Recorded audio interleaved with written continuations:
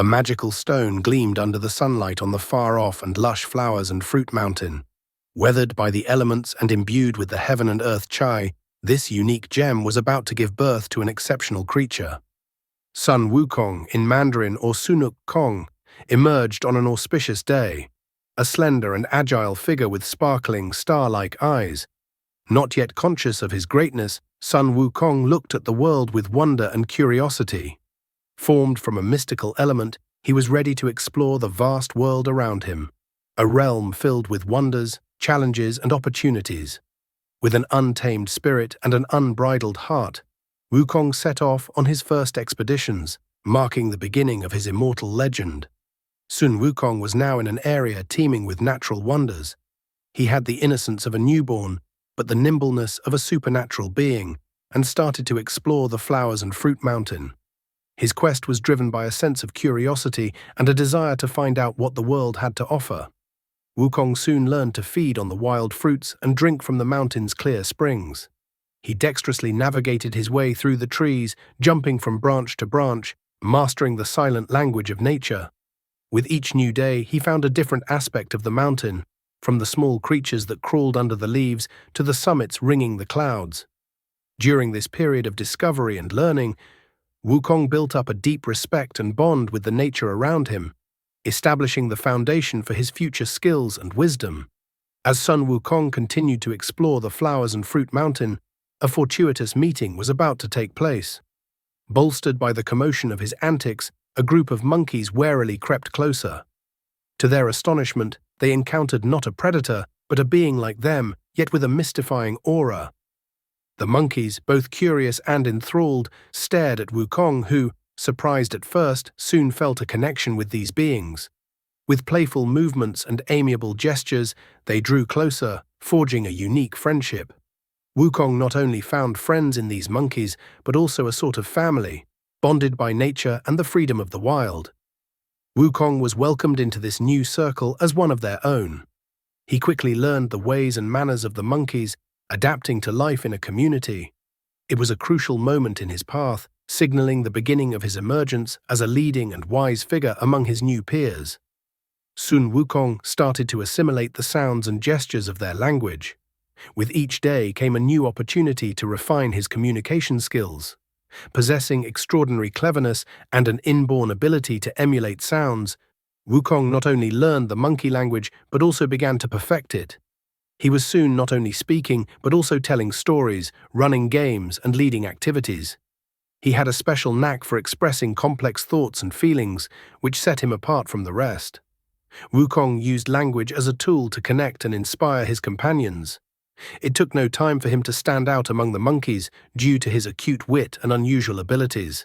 He showed remarkable problem-solving perspicacity, whether it was finding new and safe paths through the woods or inventing complex games that fascinated his friends.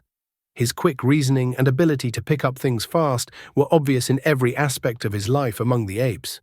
He also exhibited extraordinary physical prowess, pulling off acrobatic feats that left everyone in awe. It was his astute mind, however, that really set him apart. Wukong understood the laws of nature and used this knowledge to his benefit, anticipating events and avoiding dangers. Noticing his exceptional gifts, the monkey community started to look to Wukong not just as a member, but as a natural leader, capable of guiding them through the trials of wildlife. While exploring, Sun Wukong made a discovery that would change the fate of all the monkeys on the Flowers and Fruit Mountain. He stumbled across a secret passage hidden behind an awe-inspiring waterfall, which led to a beautiful place, a peaceful, protected sanctuary ideal for monkeys to live in. This gateway was not only a safe refuge, but also symbolized a doorway to new possibilities. Wukong sensed that this finding could be the key to a better future for his community. He promptly shared his discovery with the other monkeys, who were overwhelmed by the beauty and safety of the place. Finding the secret passage brought Sun Wukong to new heights of honor among the apes. Acknowledging his exceptional abilities and dedication to the group's well-being, they decided to crown him as their king. The coronation was a joyous event, celebrated with fruit, dancing, and singing, reflecting the community's joy and togetherness. As king, Wukong not only guarded and led the monkeys, but also instilled an atmosphere of cooperation and happiness. He urged each member to contribute their own skills, strengthening the community. Wukong ruled with wisdom and compassion, always attentive to the needs of his subjects. His coronation heralded the dawn of an era of prosperity and peace on the Flowers and Fruit Mountain, under Sun Wu Qng, the Monkey King's wise and caring leadership. As the new monarch, he set to work on structuring his kingdom. Having an unobstructed vision, he began by establishing simple but binding laws, ensuring order and mutual respect among the monkeys. His leadership was a blend of wisdom and justice, bringing about a place where every monkey had a role and was valued. Wukong was seen to encourage collaboration, believing that monkey unity was essential for the kingdom's success. He put together working groups for different tasks, from gathering wood to maintaining the territory. Not only that, but he introduced regular sessions where the monkeys could share ideas and concerns, reinforcing a sense of community and belonging. Under his leadership, Flowers and Fruit Mountain became a true shrine of peace and prosperity.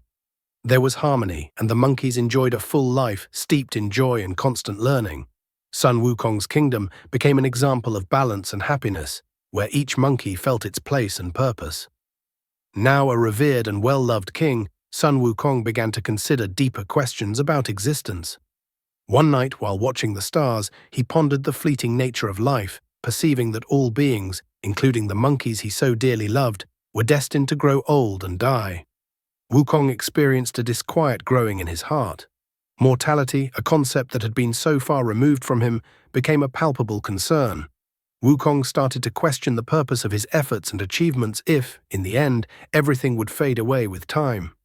This insight into life's transience awakened a fervent desire in him to find a way to transcend the limits of mortality. Wrapped up in these musings, Wukong decided that he needed to find a solution. Not only did he wish immortality for himself, but he also longed to provide his subjects with a way to escape the inevitable cycle of life and death. With a heart bursting with hope and courage, Wukong went about preparing for his life's greatest journey. After he had taken the Monkey Kingdom, Sun Wu Qng was constantly restless because he could not stop thinking about the impermanence of life and the inevitability of death. This realization awakened in him an intense longing for immortality. He set out to overcome the limits of mortal existence. Wukong saw the quest for immortality as a way to protect himself and his kingdom from the harsh forces of time. He recognized that the journey would be strenuous and fraught with unthinkable challenges, but his will was unwavering. Armed with fierce determination, Wukong set out on the most important journey of his life, where he would defy the very limits of the realm of possibility and the known in search of eternity. Sun Wukong set out to explore unknown lands, mystical mountains, and ancient forests, each site offering unique lessons. During his journey, he met wise hermits, learned from the natural elements, and watched the stars to understand the mysteries of the cosmos. With each step, he learned, each experience was a gateway to a deeper understanding of life and the universe. Wukong sought not only the wisdom to reach immortality, but also a deeper understanding of himself and the world around him.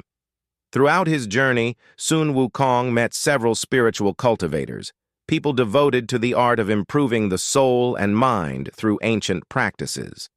These encounters showed him various techniques of meditation, alchemy, and spiritual disciplines. The Monkey King was particularly moved by the peacefulness of the death of these cultivators, living in harmony with the universe. He learned from them the importance of internal balance and continuous spiritual development. With their skills and knowledge, these spiritual masters played a crucial role in Wukong's development into a spiritually evolved being. Upon meeting Subhuti, a renowned Taoist master, Sun Wukong saw him as the ideal guide to achieving immortality. But Subhuti refused to accept him as a disciple. He questioned Wukong's commitment and ability to follow the strict and disciplined Taoist path. Subhuti noticed that the Monkey King had an untamed and impulsive spirit, traits which, in his view, were at odds with Taoism's profound teachings. Defied by this rejection, Sun Wu Qng did not give up. He decided to remain close to Subhuti, proving through his actions and persistence his dedication to learning. Wukong embraced a humble and patient attitude, practicing meditation and Taoist doctrines on his own, revealing his determination and will to evolve. His dedication impressed Subhuti, who eventually recognized Wukong's potential and honesty, taking him on as a disciple. With Subhuti's guidance, Sun Wu Qng delved into Taoism, a mystical tradition offering deep teachings on the true nature of life, the universe, and the path to transcendence. He was taught in profound spiritual practices, meditation, self-discipline, and the cultivation of internal energy. Subhuti showed Wukong the methods of Taoist alchemy, where Wukong learned to refine his inner nature, transforming it into a stronger and more harmonious being. Taoism presented Wukong with a new outlook on existence, where balance, patience, and wisdom were keys to discovering immortality. His interaction with Subhuti offered him more than just knowledge. It became the bedrock of his spiritual journey. Among all the lessons Subhuti gave him, none were more vital than the discovery of the 72 transformations. This ancient technique allowed Wukong to change his shape at will, turning into animals, objects, or even elements like water or fire. This newfound ability granted Wukong an unparalleled advantage, allowing him to escape danger, outwit enemies, or adapt to any situation. The 72 transformations became one of Wukong's greatest tools on his journey to immortality. This mastery of transformation was complemented by another gift, a mystical cloud that could travel vast distances at an unimaginable speed.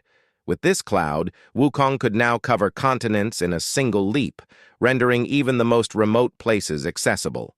Subhuti also gave Wukong a new name, Sun Wu Qng, meaning awakened to emptiness, signifying his transcendence over worldly concerns and his growing understanding of the Taoist path. With his new abilities and name, Sun Wu Qng felt a greater sense of purpose and direction.